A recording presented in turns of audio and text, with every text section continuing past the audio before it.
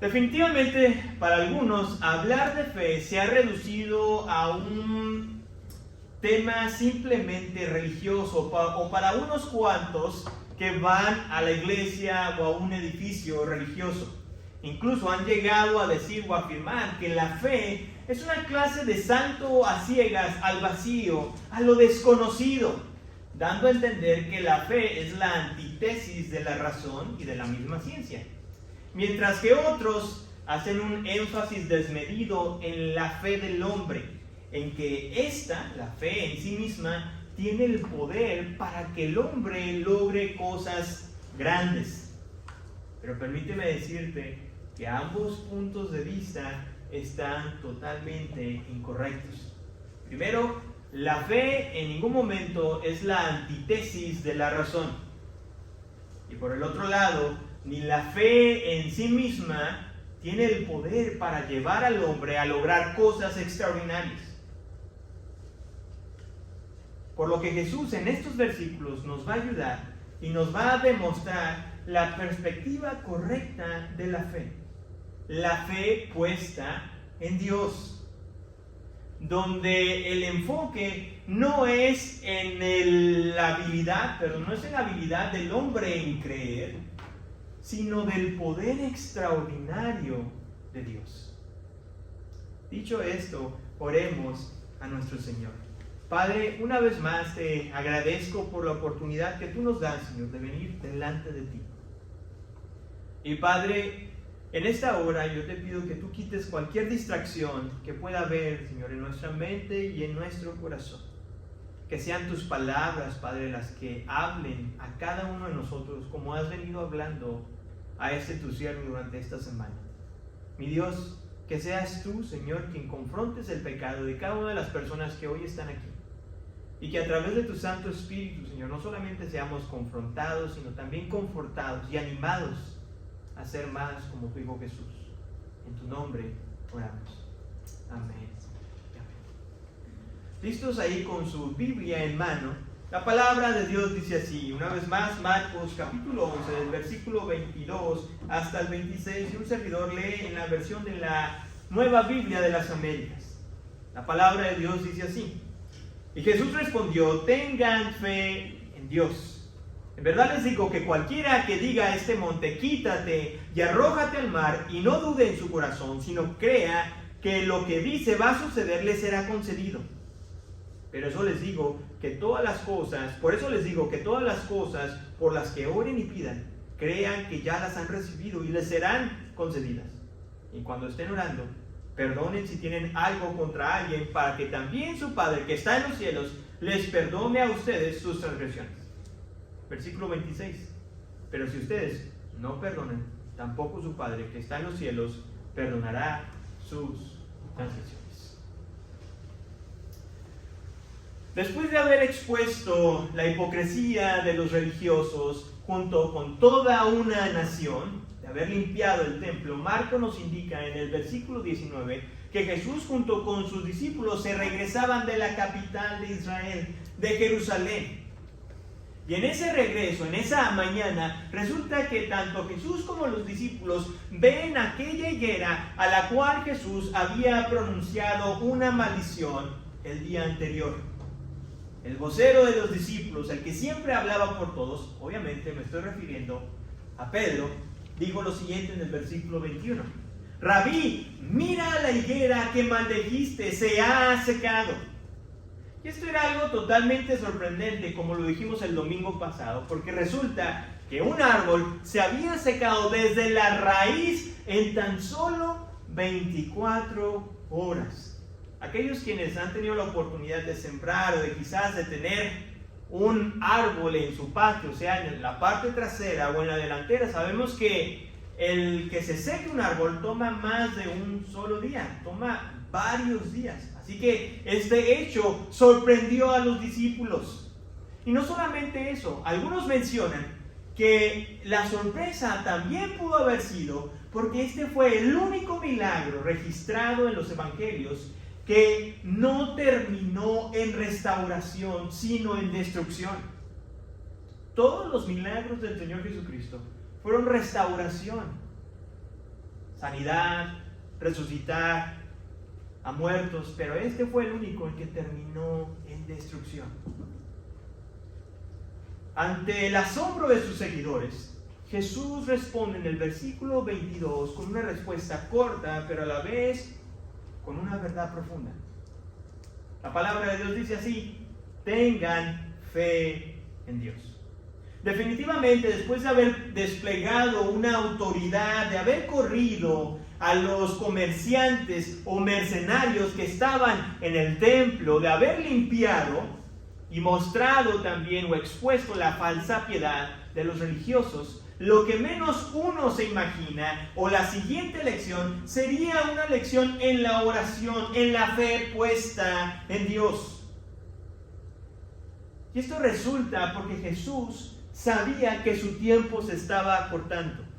Como lo hemos mencionado, capítulo 11 en adelante es una mirada minuciosa de la última semana del Señor Jesucristo. Estamos hablando que estamos a unos cuantos días de que Jesús sea crucificado. Por lo tanto, Jesús sabía que era lo más necesario o la lección que sus discípulos necesitaban escuchar. Y es que resulta que estos seguidores estaban a punto de entrar a una nueva etapa en su relación con Dios, donde todo creyente, después de la resurrección de Jesús, se enfrenta al reto de cada día. ¿Y cuál es? La ausencia física del Señor Jesús. Nosotros ya no lo tuvimos, pero aquellos discípulos caminaron con Él 3 años y estaban a punto de ver partir a su Señor, para jamás volverlo a ver de la forma en como Él se había presentado, como hombre. Por lo tanto, el rol importante del Espíritu Santo, de la disciplina de la oración, de la meditación de las Escrituras y de este músculo llamado fe, son elementos muy importantes o componentes esenciales en nuestro caminar con Dios. Tengan fe en Dios, fue la exhortación de Jesús hacia sus discípulos. Tengan fe en Dios. Pero la pregunta la cual tú y yo debemos de hacerle a este escritor llamado Marcos es la siguiente: ¿qué es fe? En otro libro escrito en el Nuevo Testamento, llamado Hebreos, resulta lo siguiente, que este autor respondió a esta incógnita de muchos. Hebreos capítulo 11, versículo 1, dice de la siguiente manera: ahora bien, la fe es la certeza de lo que se espera, la convicción de lo que no se ve. Alguien escribió lo siguiente sobre este versículo, del cual me encantaría leerlo textualmente, y empiezo citando a este autor. Dice: la fe es mirar a Dios y confiar en Él para todo, mientras que la esperanza es mirar al futuro y confiar en Dios para ello. Se termina la cita del escritor. Por lo tanto, tener fe es como cuando Dios le dijo a Abraham que iba a ser padre de multitudes sin tener ¿qué? Sin tener un solo hijo. Tener fe es enfrentarse a un gran ejército cuando solo dispones de 300 hombres, como lo hizo Gedeón. Tener fe es creer y confiar en Dios que Él te va a proteger aun cuando te arrojen al foso de los leones, como le sucedió a Daniel. Y esto nos lleva a preguntarnos: ¿es acaso la fe la que contiene el poder? ¿Es la fe poderosa en sí? La respuesta es: de ninguna manera. Jesús lo dijo muy claro, versículo 22, tengan fe ¿en quién? En Dios. Tengan fe en Dios. En otras palabras, es Dios quien tiene el poder. No la fe del hombre, es Dios quien tiene el poder, no tú, no yo. Porque a lo largo de la historia no hemos visto que los hombres tienen fe y han depositado su fe en los gobiernos, en los gobernantes, en el dinero, en el sistema financiero, banquero, en los amigos e incluso hasta en ellos mismos. Pero permíteme decirte que esta clase de fe es endeble, es débil. porque la depositan en algo que es totalmente frágil, que se quiebra al instante.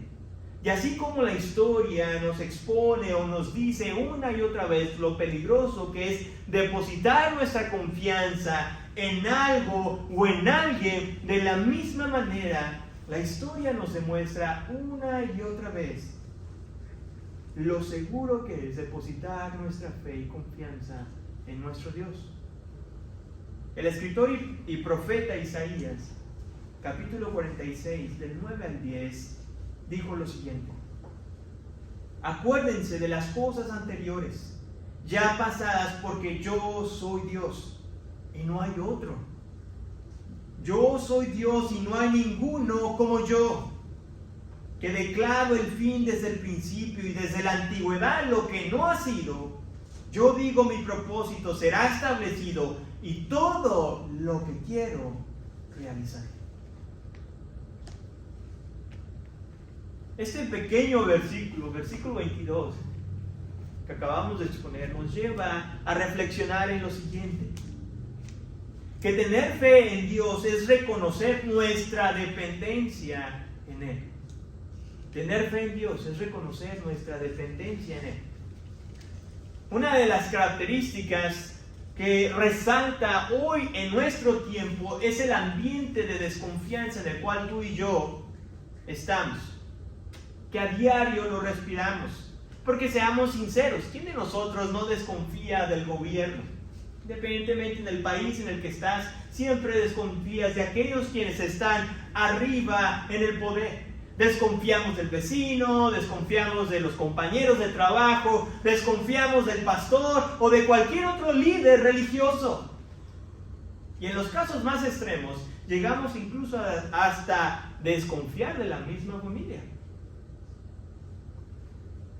Porque finalmente desconfiamos de todo y de todos.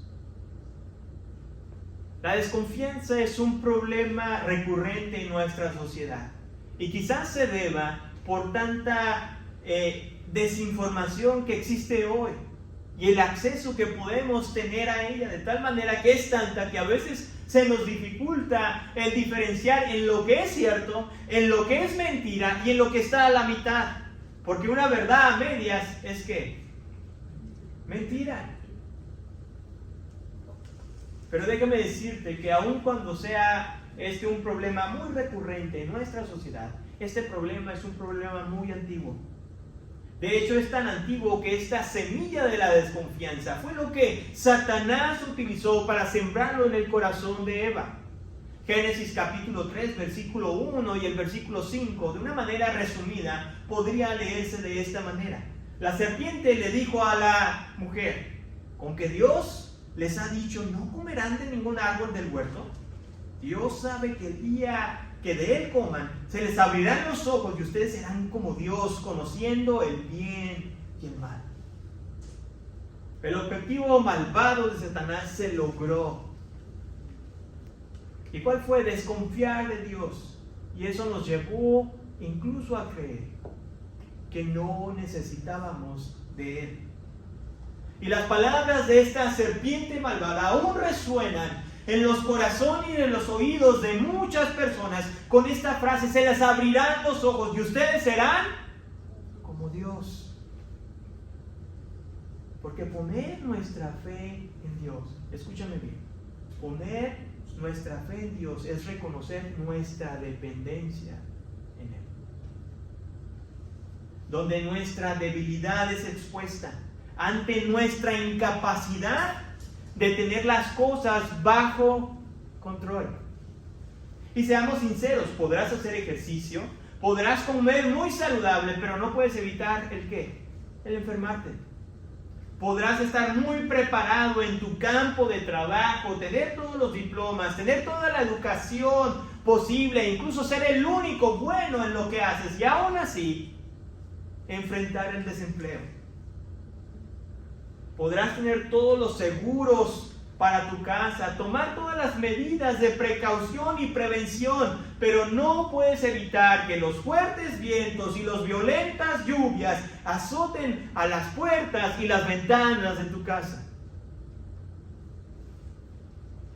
Tener fe en Dios, como consecuencia, nos lleva a reconocer que solo Él tiene el control de nuestras vidas.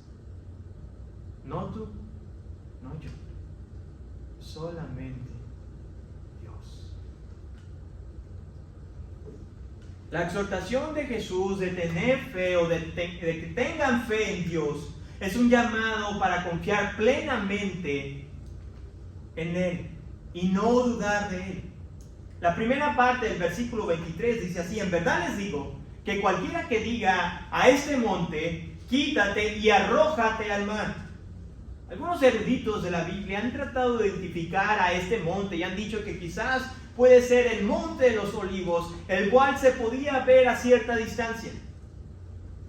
Sin embargo, la realidad de identificar al monte, sea este o sea otro, es difícil de hacerlo con exactitud.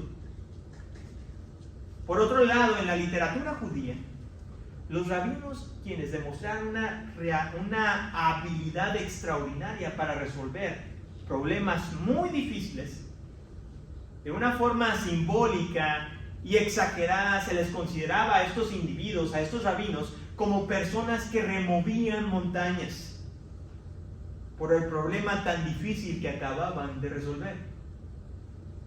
Es por eso que es más fácil asegurar que Jesús estaba utilizando en este versículo el recurso de la exageración y la analogía con el propósito de enseñar un principio espiritual. Y es que cuando un creyente se enfrenta a una situación que es humanamente difícil, el único recurso que nos queda es orar y poner nuestra fe ¿en quién? En Dios. Porque para lo que el hombre es imposible, para Dios nada es que imposible. Nada es imposible. La segunda parte del versículo 23 dice así: y no dude en su corazón, sino crea que lo que dice va a suceder, le será concedido. La enseñanza de este versículo 23 está concentrada o está centrada en Dios solamente, porque la fe en sí no tiene poder. Más bien la fe accede al poder de Dios. Si lo queremos decir de otra manera, estos versículos nos están advirtiendo al creyente de no dudar del poder de Dios, de aquel que creó el universo entero, aquel que sostiene todas las cosas, visibles e invisibles. Y esta misma advertencia la volvemos a encontrar en el Nuevo Testamento con el escritor Santiago. Santiago capítulo 1, versículo 6. El escritor dice así: pero pidan con fe, no dudando nada, porque el que duda es semejante a la onda del mar, que es arrastrada por el viento y echada de una parte a otra. Hermanos, ¿acaso Jesús entonces a ti y a mí nos está requiriendo tener una gran fe para tener acceso al poder de Dios? Digo, porque si es así, entonces yo tendría que descartarme, porque mi fe en ocasiones no es muy grande. La fe de Pedro fue lo bastante fuerte para salir de aquella barca y dar unos cuantos pasos en un mar que estaba embravecido. Pero fue demasiado débil para llegar a donde estaba Jesús. El padre de aquel hijo endemoniado reconoció que no tenía la fe suficiente y en un acto de desespero, en un acto de desesperación, gritó a Jesús y le dice: ¡ayúdame en mi incredulidad! Y esta fe débil e imperfecta fue más que suficiente para Jesús para sanar y expulsar al demonio de este joven. El Señor Jesús reprendió a los mismos discípulos por su falta de fe, al cuidado y provisión que Dios tiene hacia los suyos. Las palabras de Jesús en Mateo 6:30, versículo 30 y 31, dice así: y si Dios así viste la hierba del campo, que hoy es y mañana es echada al horno, ¿no hará Él mucho más que ustedes, hombres de poca fe? Por tanto, no se preocupen diciendo, ¿qué comeremos? ¿O qué beberemos? ¿O con qué nos vestiremos? Amados hermanos, estos y muchos ejemplos más en la Biblia confirman el poder de Dios, que se manifiesta a través y aún a pesar de la fe débil y pequeña que tú y yo tenemos en muchas ocasiones.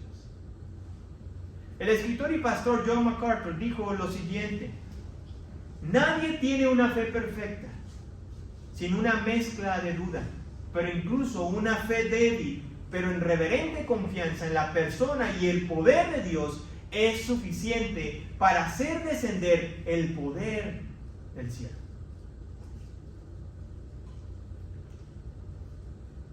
Y se termina ahí la frase del hermano. Con gran peligro, o corremos un grande peligro cuando hablamos de estos versículos, pues hay algo que se le conoce como la teología de la prosperidad, la cual se enfoca simplemente en los deseos de los hombres y pone a Dios en un plano de un genio de la lámpara maravillosa, donde el centro de todo es el hombre, quien Dios finalmente termina complaciendo y haciendo a lo que el hombre se le plazca. Es por eso que cuando leemos el versículo 24 debemos de tener cuidado. Dice así: por eso les digo que todas las cosas por las que oren y pidan, crean que ya las han recibido y les serán concedidas. Una mala interpretación nos puede llevar a una mala teología. Por eso mismo es necesario interpretar este versículo a la luz de toda la Escritura. Definitivamente la palabra de Dios nos dice y nos exhorta que debemos de derramar nuestro corazón delante de Dios, como lo dice el Salmo 62. Incluso en el mismo Evangelio de Juan, capítulo 14, versículos 13 y 14, el Señor Jesucristo dice lo siguiente: y todo lo que pidan en mi nombre, lo haré para que el Padre sea glorificado en el Hijo. Si me piden algo en mi nombre, yo lo haré. Amado hermano, esto de ninguna manera significa que Jesús nos está dando un cheque en blanco, donde usted va a firmar y decirle: esto es lo que quiero. Quiero el carro nuevo, quiero un Tesla, una casa más grande, un trabajo donde me paguen y no tenga que trabajar. Quiero todo esto. Eso no funciona de esa manera. Eso simplemente son peticiones y deseos egoístas. Debemos de entender que toda petición de oración siempre se debe de alinear a la voluntad de Dios. Y definitivamente uno de los más grandes ejemplos que tenemos es el Señor Jesucristo, quien estando en el jardín de Getsemaní, su oración es un modelo para cada uno de nosotros. Estando a unas cuantas horas de morir, sabiendo que estaba a punto de experimentar o de sufrir un sufrimiento físico, emocional, espiritual extremadamente doloroso, Marcos en el capítulo 14, versículo 36 nos dice que Jesús oró de esta manera: Abba Padre, para ti todas las cosas son posibles, aparta de mí esta copa, pero no sea lo que yo quiero, sino lo que tú quieras. ¿Cuántos de nosotros oramos de esa manera?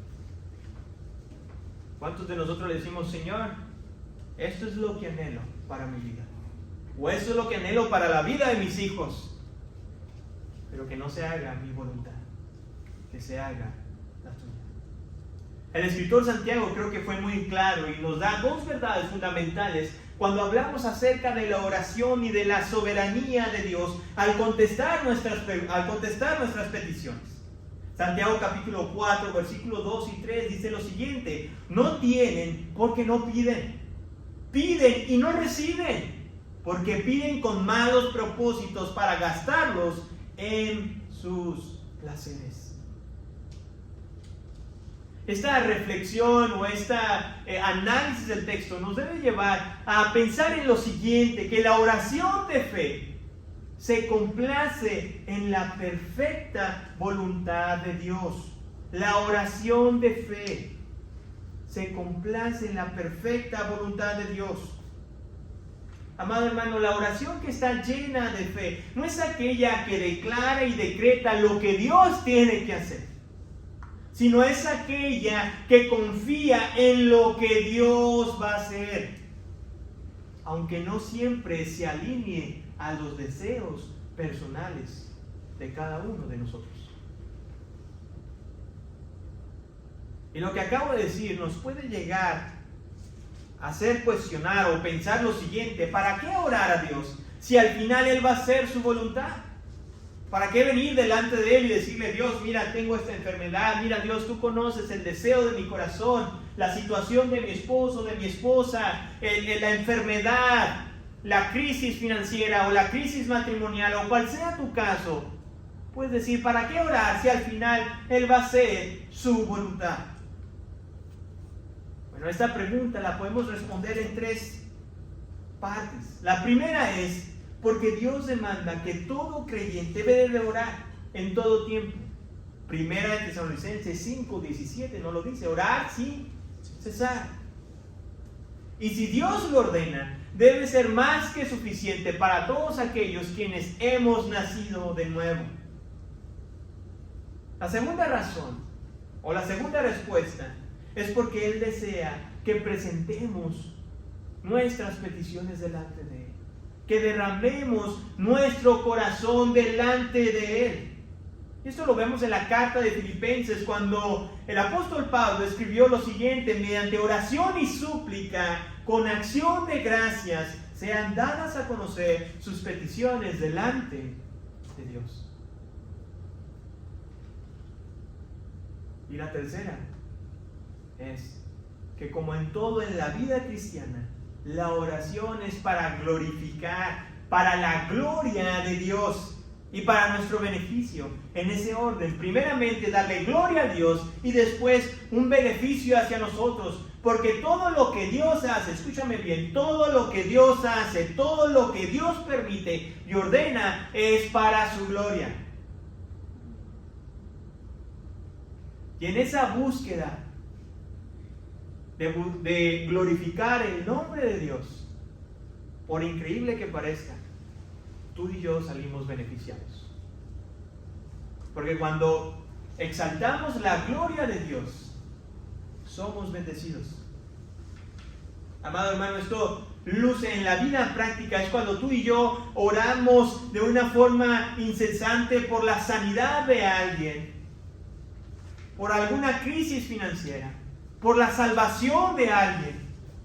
Y tal vez Dios no responda en el tiempo en el que nosotros deseamos, en la manera que nosotros estamos orando por esa persona. Sin embargo, en ese trayecto, en ese tiempo en el que estamos intensamente buscando de su presencia, esa dificultad nos orilló o nos acercó más a Dios. Esa dificultad nos ayudó a ser más agradecidos por lo que Él nos da, sin nosotros merecerlo.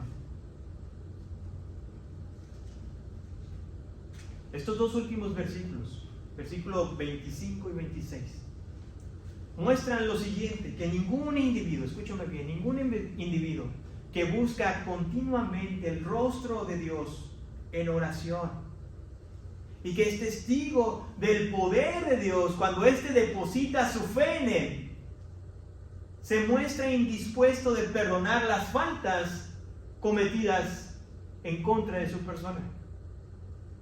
Versículo 25 y 26 dice así: y cuando estén orando, perdonen si tienen algo contra alguien, para que también su Padre que está en los cielos los perdone a ustedes sus transgresiones.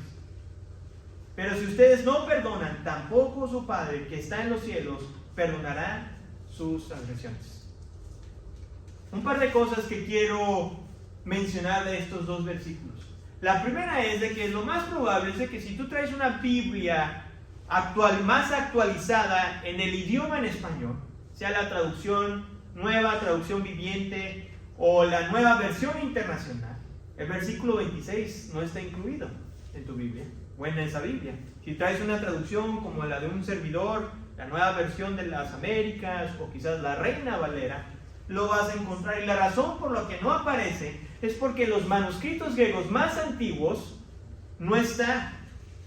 Sin embargo, en aquellas Biblias que se incluyen el versículo 26, está porque esta es una copia exacta de Mateo capítulo 6, versículo 15.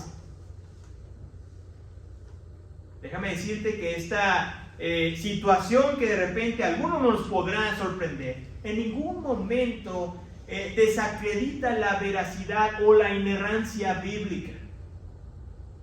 Porque aun cuando no aparecían en los manuscritos más antiguos, aparecen en otros. Y finalmente, lo que dice en este texto del versículo 26 en Marcos es exactamente lo que dice en Mateo capítulo 6, versículo 15. No hay ninguna contradicción.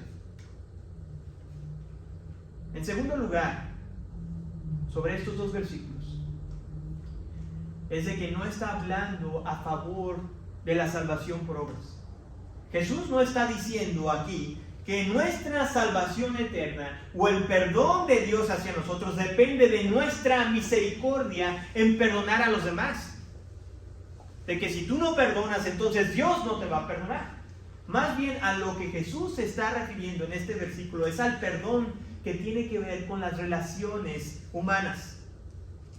Porque el no buscar el perdón del ofendido, escucha bien, el que tú no busques el perdón de aquella persona que tú has ofendido, interrumpe tu relación con Dios, tu comunión con Dios. En otras palabras, tu oración con Dios no es escuchada porque tienes algo en contra de tu hermano o hermana. Y es que aquellos quienes han experimentado el perdón eterno de Dios tienen la capacidad de perdonar a aquellos quienes cometen faltas en su contra, porque han entendido que Dios les ha perdonado una falta mayor. Y esto nos lleva a reflexionar que la fe puesta en Dios me guarda del rencor. La fe puesta en Dios me guarda del rencor. Hermanos, no sé tú, pero imagínate lo siguiente. Utilicemos la imaginación de un hombre que está orando o buscando a Dios ferventemente y sus palabras son las siguientes: Dios, yo te amo bastante, yo te amo mucho, como diríamos en Chihuahua. Te amo, quiero hacer tu voluntad, deseo hacer tu voluntad. Sin embargo, este hermano, terminando de orar, resulta que está en enojo, en rivalidad, en discordia con algún hermano de la iglesia. Déjame decirte que todo lo que acaba de decir aquella persona es una gran mentira. ¿Y por qué es una gran mentira? Porque Juan, el apóstol Juan, en su primera carta nos dice lo siguiente: si alguien dice yo amo a Dios, pero aborrece a su hermano, es un mentiroso. Porque el que no ama a su hermano, a quien ha visto, no puede amar a Dios, a quien no ha visto. Amados hermanos, esto es una realidad. No podemos decir que amamos a Dios cuando en nuestro corazón hay rencor entre nosotros, cuando hay esa falta de perdón. Porque si realmente, escúchame bien, si realmente tú has experimentado el perdón divino de Dios, el guardar rencor en tu corazón no es una opción. No importa lo que te hayan hecho. Y lo escuchaste bien. Dije, no importa lo que te hayan hecho. Salmo 66, 18 nos advierte de esta situación. Si deseamos que realmente Dios escuche nuestras oraciones, debemos de confesar nuestros pecados delante de Él. Decirle: Dios, tengo esto en mi corazón contra esta persona, ayúdame a buscar su perdón. La Nueva Traducción Viviente en el Salmo 66, 18 dice así: si no hubiera confesado el pecado de mi corazón, mi Señor no me habría escuchado.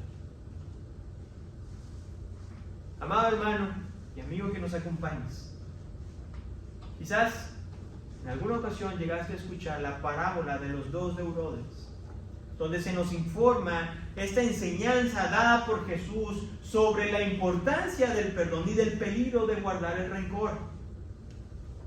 Esta parábola, de una manera muy resumida, no la voy a contar, pero señala que nuestro pecado contra Dios, contra un Dios infinitamente santo e infinitamente eterno, es mucho mayor que el pecado cometido en nuestra contra por nuestro prójimo, por alguien que es finito. Si Dios nos perdonó una deuda mayor, la cual tú y yo no podíamos pagar, entonces nosotros, escúchame bien, entonces nosotros podemos perdonar las faltas de aquellos que han cometido en nuestra contra.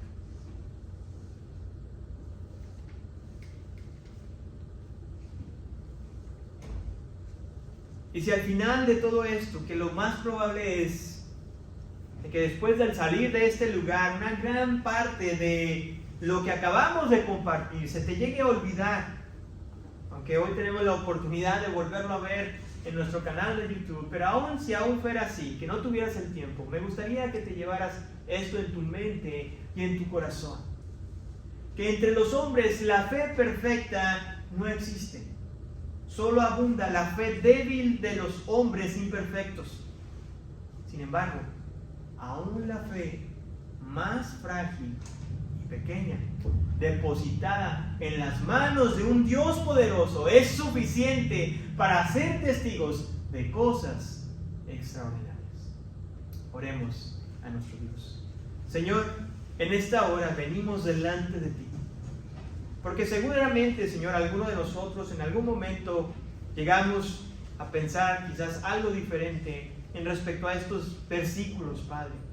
De creer que la fe es la que tiene el poder, de creer de que yo puedo mandarte o decidir cómo se deben de hacer las cosas. Pero gracias, mi Dios, porque tu palabra es clara a la luz de toda la Escritura. Podemos ver, Señor, que finalmente tú anhelas, Señor, y deseas y demandas de nosotros que presentemos nuestras peticiones delante de ti. Pero también, Señor, nos enseñas, Padre, y muchas veces, Señor, de una manera amorosa y misericordiosa, de la cual no merecemos, Señor, que tú sabes qué es lo mejor para nosotros. Mi Dios, perdónanos, Señor, cuando en ocasiones renegamos, Padre, en la manera en como tú decides responder. Aun cuando quizás eso sea doloroso, Señor, y no sea a nuestro parecer la mejor forma, permítenos, oh mi Dios, estar contentos. Porque si aún, Señor, tú no nos lo has concedido, o quizás nunca nos los vayas a conceder mientras que vivamos, permítenos recordar, Señor, que tú nos has dado algo mucho mejor: a tu Hijo Jesús, quien murió en nuestro lugar, y que la bendición más grande, Señor, es la redención, Señor, y el perdón de nuestros pecados. Gracias, mi Dios. En tu nombre, Señor, oramos. Amén, Señor.